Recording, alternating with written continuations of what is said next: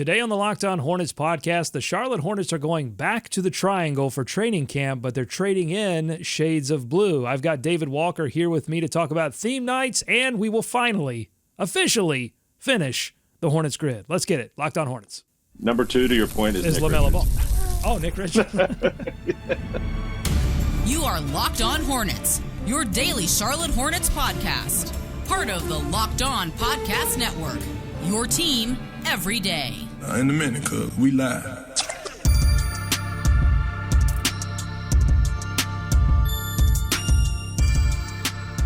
This is Locked On Hornets. We are part of the Locked On Podcast Network, your team every day. Today's episode is brought to you by Gametime. Gametime? That was good. I thought you got it. All right. I thought it was pretty close. Certainly closer than you've been previously. Download the Gametime app, create an account, and use code LOCKEDONNBA for $20 off your first purchase. Terms apply. Thanks for making Locked On Hornets your first listen every day. We are free. We are daily wherever you get your podcasts, and that includes YouTube, where you can see me, Doug Branson. You can find me on everyhornetsboxscore.com. You can see David Walker. You can follow him on Twitter at David B. Walker. You won't see the other Walker, Walker Mail, my normal host with the most. His power's out. Charlotte, you got a lot of rain, got some storms, and power went down. So we're going to be talking about Duke here in a minute, but Duke power limiting the show a little bit this morning. But that's okay. He's going to be back tomorrow. A lot to get to, David. We've got the Hornets traveling to Duke for training camp. We've got theme nights. We've got Hornets Grid. But I want to start by congratulating you because you are a major part of the longest-running Charlotte Hornets podcast in history. We celebrated this on the last show because I had this thought while I was in the bathroom. This is the longest-running podcast. We can say that. It's a fact. It's a fact. We can say that. And so we're going to celebrate it as we get ready to do another season of Hornets basketball. So congratulations to you because you've been a big part of that success. Oh, well, congratulations to us and really you, Doug. And is this a new segment? Is this bathroom thoughts? I hope so. Yeah. Okay. Yep. Oh yeah, man. Well, and Doug, we should really, I'm sure you have thanked all of our loyal listeners and our true sickos who have been there with us since, I guess we are still in the dark days, but I don't know. We maybe we see the light. They've been with us the whole time. Yeah, we'll see. I also want to get your thoughts on the Julius Randle discussion that we had yesterday. So on the last show, you can go check it out if you haven't already. We talked a lot about a theoretical deal for Julius Randle because this is a player that has been not necessarily reported as a trade target for the Charlotte Hornets, but has been bandied about in the trade discussions that always happen in these off seasons as an option for the Hornets to go out and get an all-star level talent, one of those opportunities to steal a player like that because of, contract issues or whatever. This is what small and medium-sized markets have to do. They have to make compromises. They have to overpay. They have to find these little wrinkles. So that's what Julius Randle represents. We talked about the pros and the cons. I just want to get your thoughts, thumbs up, thumbs down, just what's your basic instinct here on Julius Randle, trading for Julius Randle to get him on the Charlotte Hornets? Yeah, immediate thought, I'm out. I can't. I actually, Julius Randle has grown on me as he's been in the league. I'm sure you guys mentioned a Mitch Kupchak selection out of the draft. We actually did not. That actually fell through the cracks. God. Well, and this is why we have you on, David, because you fill in the gaps for us. You fill in the cracks. More bathroom discussion. Toilet thoughts. No, but I mean, the bottom line for me is he's just not available enough, Doug. And, for me and where we are in the Charlotte Hornets right now, I can't subscribe to any more injury risks, any more guys that I can't count on seeing, 65, 70 nights out of the year. And I mean, that's the big concern. And I think that's the concern with Julius Randle. The talent is there.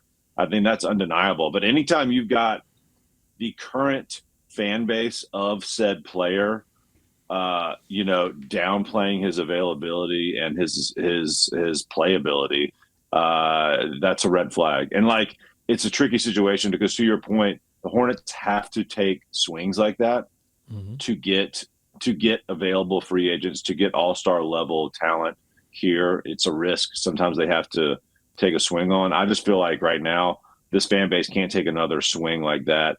They did it with Gordon Hayward. And so, no, the risk is too great, in my opinion. You mentioned Gordon Hayward. What's interesting is that, obviously we're going to focus on his availability, his health, and not contributing on the floor. But there were also some laments that he was not exactly a vocal leader in the locker room, that you bring this guy, you pay him what was then the most money, on your sheet, and he's not someone that's rah-rah in the locker room and gathering the young folks together and figuring it all out. And so that also might be a concern with Julius Randle. We didn't talk about this a lot either, but I just did a pros and cons write-up on everyhornetsboxscore.com for this, and one of the subscribers to that, Shuman, brings this up in a comment. He says, one other thought is that Kemba played with this guy in New York, and it is my understanding that Randle wasn't the best locker room presence either. We need veteran leadership, and I don't think that comes from Randle. And yes, you can find reports of Randle being a loner in the locker room. I don't know necessarily a disruptive locker room presence, but you would be adding his veteran sort of savvy of like playing for a good team for a while, but you wouldn't be adding leadership necessarily to the locker room. And if things went sour, then I think you'd have to there would certainly be a lot of questions about his role and how many touches is he getting. There's a lot to balance there when you bring a player of his caliber in. Yeah, and it almost sounds crazy. I know there's probably opposing fan bases and national folks out there saying, look, the Charlotte Hornets need to add talent wherever they can. And so from that standpoint, it may be worth the risk.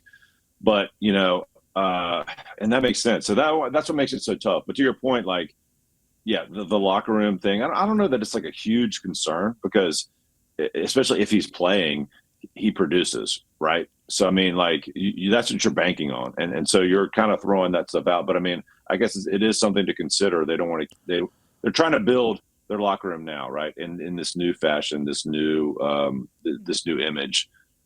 Well, so that's the point, I think, because I'm sure there's someone listening that's been listening for the past 2 days, and they're going, guys – shut up. They're like, what's his name from The Office? Shut up about the Sun. They're like, shut up about Julius Randle. Who cares?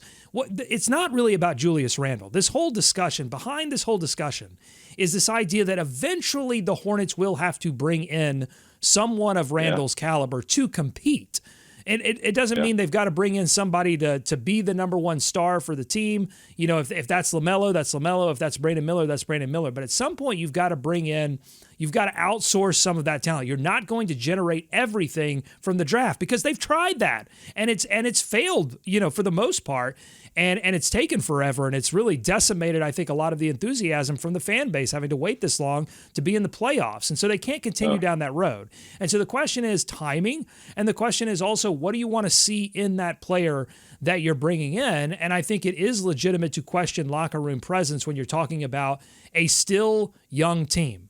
And they've been young for a long time, but they got rid of all their old players in the trade deadline. So they went back to being young again. And so, yes, I think when you bring someone in, if they bring someone in, that absolutely has to be a consideration. Okay, so we've talked. We are going to shut up about Julius Randle. We're going to shut up about this topic, and we're going to move on to some news and notes from around the Charlotte Hornets universe, including the fact that they will not be training in Charlotte this season. They're going back to the Triangle, the first time since 2019 when they went to UNC, but this time they're going to Duke. And that gives us an opportunity to talk about a Dookie, Mark Williams. So that's coming up on the Locked On Hornets podcast. Plus the Hornets Grid. We finally finish it. And I think it took Walker's power getting knocked out because I think with three of us, there's too many minds, there's too many opinions, we're waffling too much. This is not about Walker. This is about the fact that you get three of us in here and we can't get work done. So I think you and I, we're gonna lock ourselves in this room, and we are not leaving until we finish the Hornets Grid. That's coming up on the Locked On Hornets podcast. Today's episode is brought to you by Gametime. I love going to live events, particularly when they bring back old movies to new movie theaters and they release stuff in 4K. That's like one of my favorite things to do. They're going to do that soon here in Nashville with Stop Making Sense, a documentary about the Talking Heads, and I've got my tickets. I'm ready to go. I love going to live events. I don't always love the process of getting tickets, but Gametime makes that a lot easier.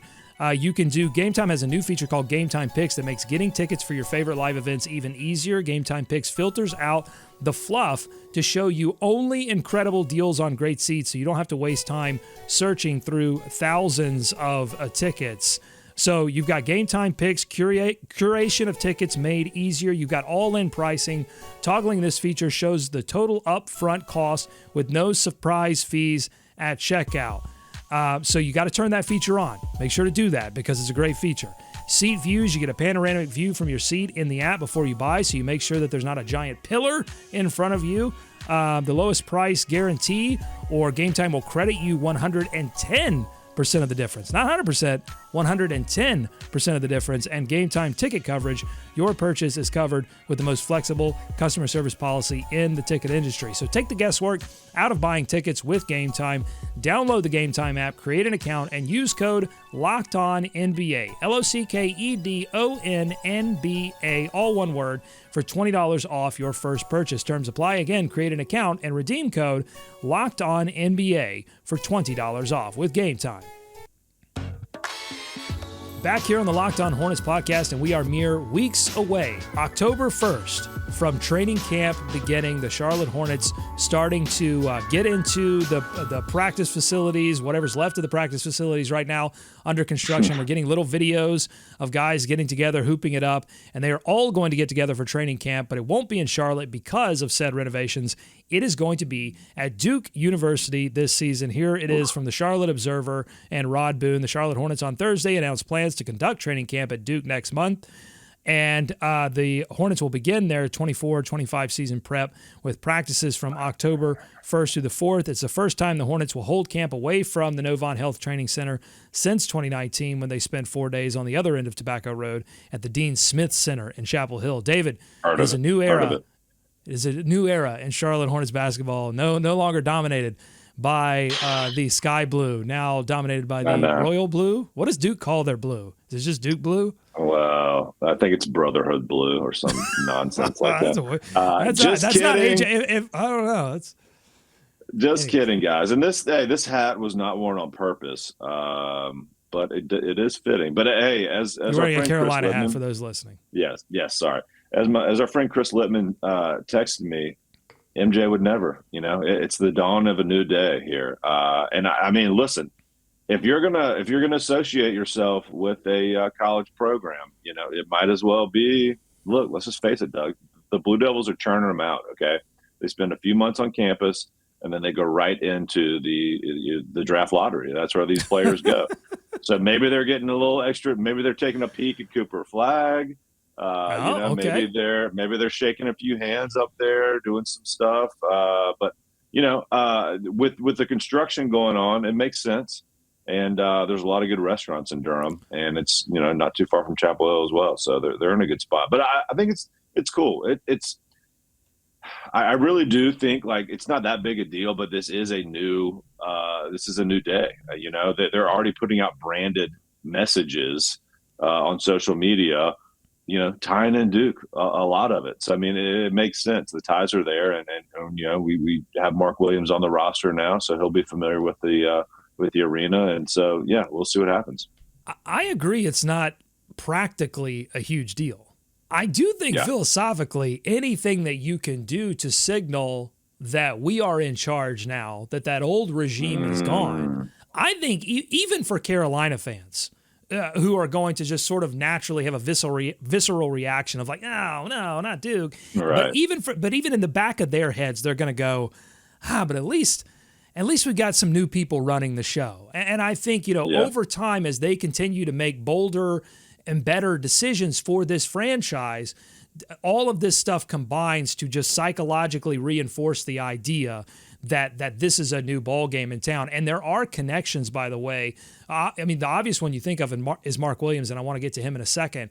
But even in the ownership group, and Rick Schnall, apparently, I was reading up on this, he was the MVP of a Coach K-led adult basketball camp that was held in Durham, I think. So I did a little too much reading on this, but apparently Michael Jordan also hosted one of these in Las Vegas. So it is like 40 to 45-year-olds getting together, some older hoop heads with, an extra $10K in the closet to throw around here to shake hands, hobnob, and play a little hoops. So Rick Schnall was involved in several of these K camps. So he has a relationship with Coach K. He has a relationship with Duke. So that's interesting. Yeah. What do you think? Are you ready? Are you going to go to the next Coach K camp? I mean, on scholarship, maybe. Sell half your shoe collection. No, this what is, yeah, if you really, had to listen? Here's a random question. I'm going to throw a wrench into this whole thing. If you had to sell a shoe for your life, what shoe would it be? You need quick cash. You need cash now. What shoe's going? Because it's not going to be the shoe. It's not going to be the shoe that probably is the most expensive, because it's probably going to be the most meaningful to you. So what's, like, you go down the line, what's the first shoe you'd be like, all right, fine, I'll move that out of the closet? I mean, Doug, this is a constant struggle. This is a constant argument I'm having with myself and with my wife to sell some of these shoes. I mean, the one that pops off the head is it's Off-White UNC Jordan 1, and this is the only reason it's a 12. It's a 12 and a half, so it's a little on the snug side.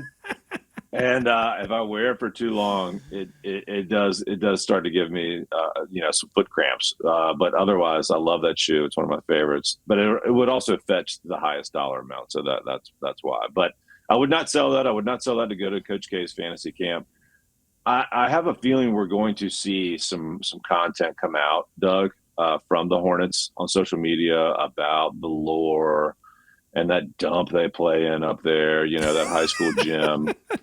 But what do we need? What I need LaMelo walking around campus, right? I need him interacting with some of the co-eds and the undergrads there, and just to get his thoughts. He didn't go to college, He didn't go to college. He didn't play in these arenas. He didn't walk the campuses of Duke University and the like. So I need somebody to follow him, maybe audit a class. I don't know.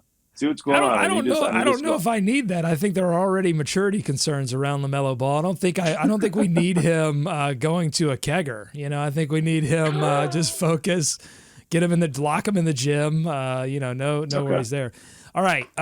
In this Observer write-up by Boone, he also gets a chance to talk to Mark Williams, because obviously Williams went to Duke, and there were questions about his health. And he says, quote, "I can appreciate concern." Williams said, "I can understand where they are coming from. Last year wasn't the year we wanted to have. Me being in a good place, Melo being in a good place, all that is looking bright. We are excited and just ready for game one."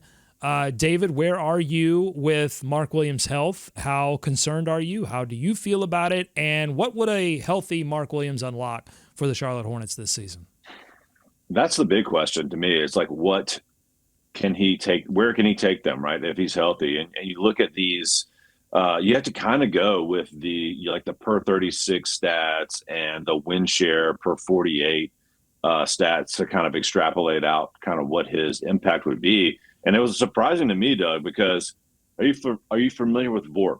Are you familiar with the stat? The VORPs and the Schnorps and the Florps? Yes, I'm familiar with all. Value over replacement player. So you take a player, thank you. You find you sort of make a mathematical number for the impact that an average player has for you on both ends of the floor.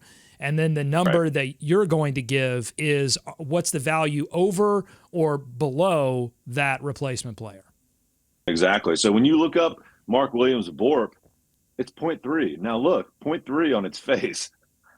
I don't have much to compare it to. It doesn't sound great. But guess what? It's third on the team of returning players. So when you're talking about value over replacement on this current Hornets roster, LaMelo Ball, Miles Bridges, Mark Williams. And that's the core. I mean, that's for the most part. Now no Brandon Miller in there, and Terry Rozier topped out for last year's roster. But that tells you, I mean, and maybe it tells you more about what replacement would be. But I think he's a big piece, and certainly on a national level, you're hearing Zach Lowe talk about him. He had a conversation with him. came off pretty impressed. And you look at the state of center in the NBA as a whole.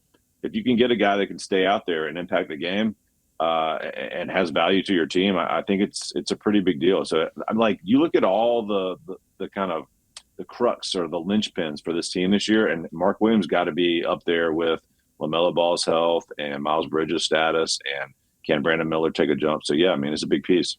So I think what that number is reflecting is the fact that when Mark Williams was healthy, so was LaMelo Ball.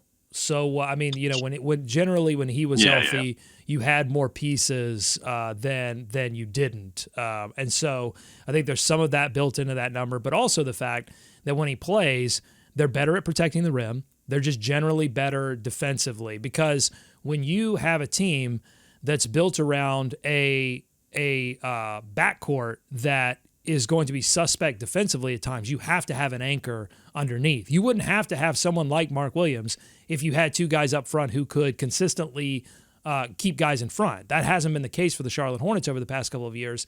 And so the only time they look like they can play functional defense is when he's on the floor. I think what that number doesn't account for, and I think would actually make him more valuable than a replacement player, is the context of the Hornets have not had much depth at this position, really any depth at all beyond Nick Richards. And so when you've had him out, you've been relying more on Nick Richards. He's gotten a little better, but he has holes in his game. And then behind him has been just an apocalyptic disaster of players that don't belong on an NBA floor. I mean, that's just me. I'm not being mean. That's just me being honest. And to prove it, none of these guys play for an NBA team right now. So that's the fact. And so having him healthy would mean that you don't have to rely on that. But I think this front office has done a better job, going out and getting Taj Gibson, getting Grant Williams at the trade deadline. They have filled out this big rotation in a way that we haven't seen in Charlotte in a very long time. But having someone of Mark Williams' caliber is going to help this team reach the high highs that they could reach, because what he unlocks for LaMelo Ball in the pick and roll. Because that's one area of LaMelo's game that he has to continue to improve on, pick and roll ball handler, but also finding roll man. And it's been difficult for him because he hasn't always had Mark Williams to rely on, to be there, to have those long arms, to catch those lobs, and to generally just pull the defense down because he is so tall. You have to account for him. So all of that, you group all of that and you say, yeah, that VORP number probably spot on, but if you really talk about just context and stuff that you can't, measure mathematically, that number should be higher. Yeah. It's funny. I'm diving into these advanced stats, Doug. So I'm going to throw another one at you. Win shares, not just win shares, win shares per 48. Okay, win shares per 48 minutes. Okay. Number one on the team. Any guesses? I'll just throw one out there. Mark Williams. Yes, number 2 on the team. Oh, so wait, Mark Williams is number 2. No, he's number 1. He's number 1, 2 to your. Number 2 to your point is Nick LaMelo Ball. Oh, Nick Richards.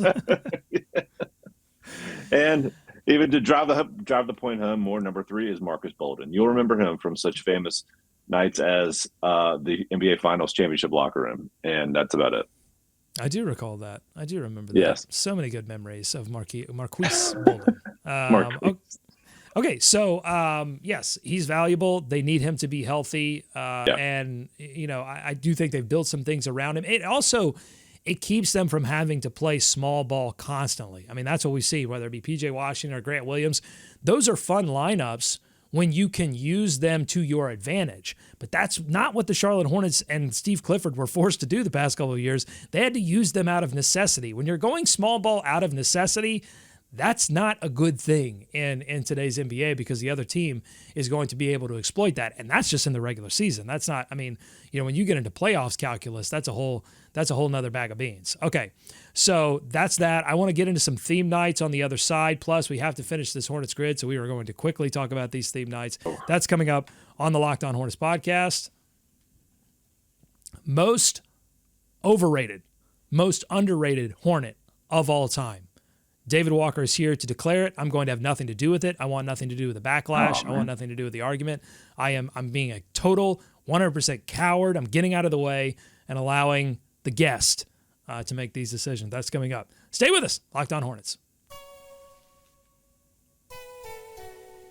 Today's episode is brought to you by FanDuel. You've heard us talk a lot about FanDuel here on the Locked On Hornets podcast. It is America's #1 sports book. Well, we have something a little different for you, particularly when it comes to a basketball podcast. We're going to talk about football. Now through September 22nd, all FanDuel customers can bet $5 and get a 3-week free trial of NFL Sunday Ticket from YouTube and YouTube TV. By the way, I took advantage of this deal. I did. It's a great deal, and I've been enjoying it the past couple of weeks, and you can too. Then if you've got a YouTube TV base plan, you'll be able to watch every regular season Sunday afternoon out-of-market game. All you need is a Google account and a current form of payment, and you can cancel anytime. So now through September 22nd, that's just a few days away. Take advantage of this deal and get 3 weeks of free trial of NFL Sunday Ticket from YouTube and YouTube TV. Just visit FanDuel.com. Download America's #1 sportsbook. David, how much have you been taking advantage of watching out-of-market games? I saw a picture of you at the Panthers game, so you were as in market as you could be last Sunday. Oh yeah, I had my phone out though. I was watching the other markets whilst at the Panthers game, which I feel like is the only way to go. Only way to go to a Panthers game these days. I was going to say, you know what I love about the NFL Sunday Ticket? You can watch, especially on YouTube TV, you can watch your home team, and then you can multi-view it with Sunday Ticket games. Something the NBA should really look at, just to see your own team and then watch other ones at the same time. It's a great feature. I love it. That's interesting. I have not been able to get that to work with the Titans. I have not been able to I don't know if it's maybe some like weird contractual thing with CBS versus Fox, because the Panthers games have typically, I don't know. I haven't been able to get that to work, but I've still been enjoying the multi-view. I need you to come over and play tech support. Drive up to, it's only 7 hours. Just come over and help me. Let's talk about some theme nights. The Hornets unveiling their giveaways for the year. Well, at least some of them. There's a commemorative giveaway on opening night on October 26th versus Miami, but it's still a mystery as to what that giveaway is going to be. You have to go to find out. There are going to be rally towels on November 29th versus the Knicks and that's a Hornets Cup game. And then against Philadelphia, there's going to be 10,000 fans get roller banners. There's a holiday hoopla. There's a Buzz City Kids Day, David. You take the kids out. That's against Oklahoma City. You get friendship bracelets. I was reading that on the Dr. Martin Luther King Jr. Day on January 20th against the Dallas Mavericks. 5,000 fans will receive a Brandon Miller bobblehead on MLK Day. The Hornets finally getting that game back for many years. Yeah. They were awarded that as a home game, and it almost felt like something we could hold on to, because the Hornets don't get Christmas games, they don't get national TV games, but the one bone that they would throw to the city of Charlotte, and I think an important bone, was that they would get the MLK Day game, and Kimball was able to do some magical things on those days, and then for a while that got stripped away as well, and so now it's coming back. It's coming back, baby, and I'm sure it'll be on NBA TV. It's fine. It's still a national game. I know we don't need to revisit that argument again, Doug. All right, my favorite giveaway. I don't know if you have a favorite giveaway, if you're even looking at the list of giveaways, but my favorite themed night is March 20th versus the New York Knicks. It's sports betting night. Yeah. Get the kids together. Let's do it. Get them in the car. Let's do it. We're going to the Charlotte Hornets game for sports betting night. Junior, I've got Mark Williams with over 9.5 rebounds. What do you say, son? Huh? Give me that lunch money. Pony you up that lunch money. Bet the bus.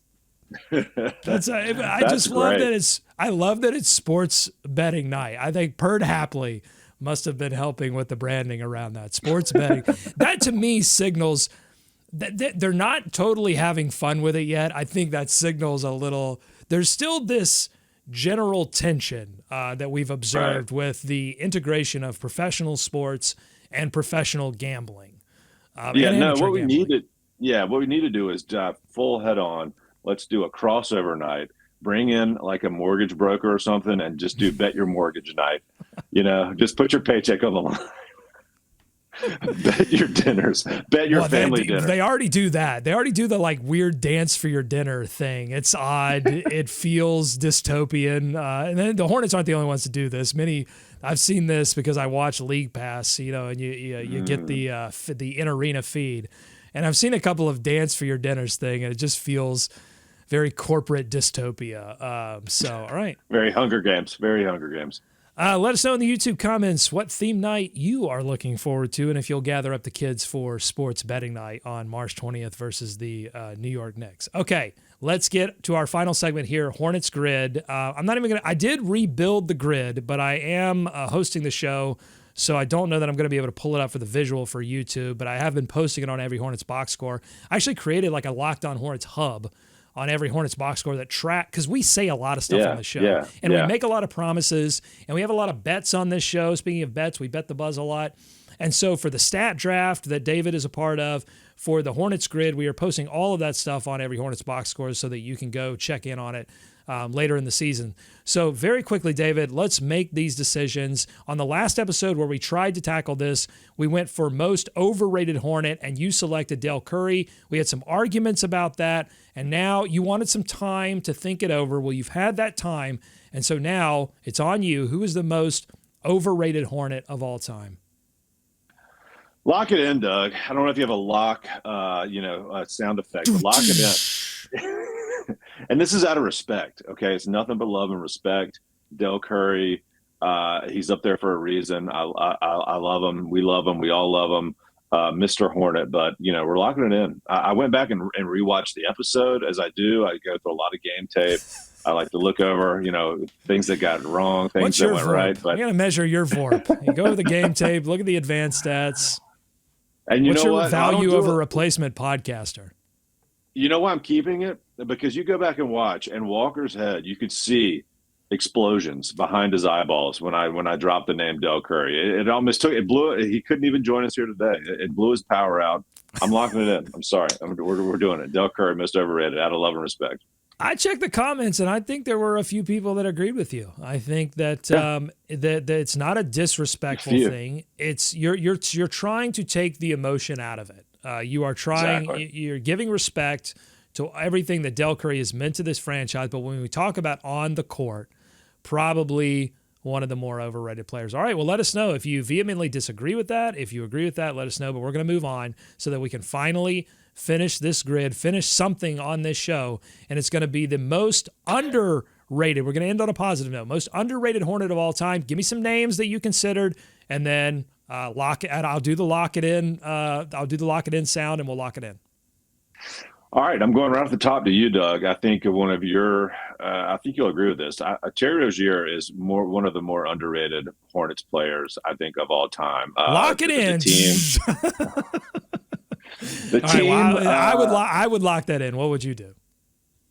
I won't lock that in, but he's definitely in my honorable mentions. I'm going a bit off the board for my lock it in, and it's a personal pick. I was searching late last night for jerseys of this man, and they are not out there. His time in Charlotte was short-lived, Doug, just 100 games. And so some might say that he wouldn't qualify for this. But the position he filled is so void of talent. He was such a bright, shining star. He was super cool. He was understated. That's right. Mr. Eddie Jones. Wow. The shooting guard. Number 6 in your hearts. Number 1 in your brain or something. I knew you were going to pick Eddie Jones. I knew it in my heart and I did. I know you too well. I told you, we're the longest running podcast in Charlotte Hornets history, and I know you too well. You are an Eddie Jones super fan. And give me the most. Why do we underrate him? Is it the 100 games? I mean, what are the credentials here for Eddie Jones? Yeah, it's the 100 games, but the best shooting guard, I think, in my opinion, that has ever played for the Charlotte Hornets. A legit, just slasher, scorer, could do it all. Came over from the Lakers. Was not Kobe light, not in the same stratosphere as Kobe, but as shooting guards go here in Charlotte. One of the best to ever do it. I think the best to ever do it. And unfortunately, it was only here for 100 games. but was an all-star caliber, a player, I think, and really when you look at his scoring averages, which I don't have in front of me right now, but was one of the better ones that we had here in Charlotte, and is forgotten because obviously was in the first run of the Hornets, was such a brief stint, but you mix him in there with some of the talent they had there at the time, Doug, and just one of my all-time favorites. I wish he could have stayed longer in Charlotte, but it wasn't to be. And so I don't think a lot of people think of Eddie Jones as a Charlotte Hornet. Well, they don't. They think of him as the Laker. I mean, and the deal that so he came over in the deal that sent Glenn Rice. So this was Alonzo Mourning became Glenn Rice, became Eddie Jones as they were looking to transition away from that Glenn Rice, Anthony Mason era that didn't work because Anthony Mason got injured. They were trying to retool the whole thing. And Eddie Jones comes in. He shoots, I think, 37% from beyond the arc. He scored 17 points per game in his first season with the Hornets. And that 99-2000 team surprised a lot of people, I think. And he was not only one of the better shooting guards for the Charlotte Hornets, he was one of the better two-way players. He led the NBA in steals. How many Charlotte, I don't know the answer to this question, I probably should, but how many Charlotte Hornets in NBA history have led the NBA in any single positive category? Right. I mean, exactly. that is. I mean, we can talk about the fact that he was an all-star and so on and so forth, but to lead the NBA in an entire category, that's impressive. Steals. Yeah, third in defensive player of the year that year, all NBA defensive second team, I believe, in that 99-2000, 20 point per game score, right? And I mean, played 72 games that year and was Mr. Do It All, I think, for that Charlotte Hornets team. And you're right, that team surprised a lot of people, and he was one of the main pieces. I mean, that's his best season in the NBA, that 2000 season, scoring wise, 20 points per game. Well, during that era of Hornets basketball, post Mourning trade, post LJ trade, was like that was the defining thing about the Hornets is guys. What Bass was able to do is find guys that were looking like they were about to go on the downslope of their career. Glenn Rice, Mason, then Eddie Jones, and then Jamal Mashburn too, and they would come to Charlotte and have a revival. That was Bass's genius, was in identifying that type of player that the Hornets could acquire via trade, and then those players really peaked in Charlotte, and so that's something hopefully Jeff Peterson can replicate here in Charlotte, and that's sort of to tie this all into a bow here, because we opened talking about Julius Randle. That's the fear, is that Randle has already seen the peak, that the Hornets would be getting the Gordon Hayward situation. They would be getting the more downslope than the peak. Yeah, and just like all great Hornets players, Doug, after his time in Charlotte, he went on to star for 6 years in Miami. So played some of the best. So really, But you mentioned Miami. I have to tell you this, David, as we wrap this show up. So Walker and I, when we get back together tomorrow, we're going to finish our stat draft that we started with you, because we're the only 2 picks remaining. We're doing 5 rounds. You've already made your 5th round selection. So Walker and I are going to make our picks. I learned from Walker yesterday that the Locked On Heat podcast took our stat draft idea. They gave us credit, which is something that the Hornets franchise could take a lesson on. I'm still waiting on my check for Miracle After Midnight. But they at least gave us credit. But they did take that idea. And all I have to say is, Locked On Heat, haven't you taken enough from us? Haven't we given? Must we give you? Must we give? Yes. When are we going to take? That's what I want to know. We give you so much. When are we going to take? I don't know. But we are going to take some time off until tomorrow. Thank you, David. Appreciate it. We have finished the Hornets Grid. And thank you for all of your help on that. I know we put you in some uncomfortable blocks, but I think you did your research. You found the advanced stats. You got super nerdy with it. By the way, previewing tomorrow, we're going to do our point guard position preview for tomorrow, and I've got some nerdy stats on LaMelo Ball, and they're good stats. You're going to want to tune in to that. Yeah, everyone tune in, because he's getting bashed. Okay, all right, nerds, tune in. LaMelo is your friend. Yeah, no, I've got some stats that actually back up LaMelo Ball. Small sample size last season, but he did some things that are head turning, eye turning, whatever part of your body you want to turn. They're good. No more bathroom. No more bathroom talk. No more bathroom. What? Okay. Thanks so much for tuning in. Check us out tomorrow. Subscribe on audio, Apple, Spotify, wherever you get your pods. If you're watching on YouTube, we appreciate it. We finally got to 7,000. We're going to do a big celebration with Walker because he's been like weirdly paying attention to that 7,000 mark. I don't know why that's so meaningful to him, numbers. But we did. Just such a numbers guy. We did hit it. So we'll celebrate that tomorrow.